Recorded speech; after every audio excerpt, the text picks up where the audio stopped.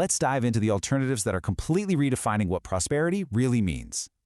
The whole idea is that we don't have to be stuck with just one number. We can have a whole dashboard of metrics, like you'd have in a car, to see how everything's running. We've got things like the Human Development Index, which looks at health and education.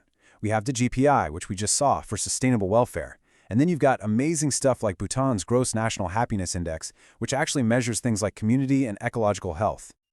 And this is not just some academic theory, okay? This is happening right now. There's a growing group of governments, we're talking New Zealand, Scotland, Wales, Iceland, that have actually formed something called the Wellbeing Economy Governments Alliance.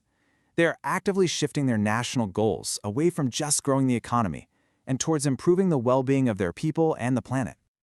And let me give you a perfect, concrete example of how this works. In Wales, a massive £1.4 billion motorway project was on the table. But instead of just looking at the short-term jobs, they evaluated it against their well-being goals for future generations. And you know what? They canceled it. They decided that prioritizing short-term GDP wasn't worth the long-term damage to the environment. That is a fundamentally different kind of decision.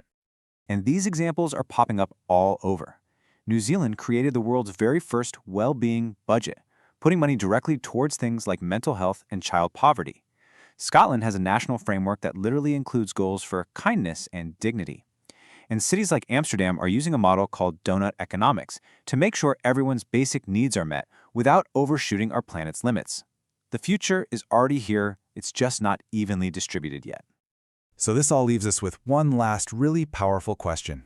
For so long, we've been told that the goal is just to make the economy bigger.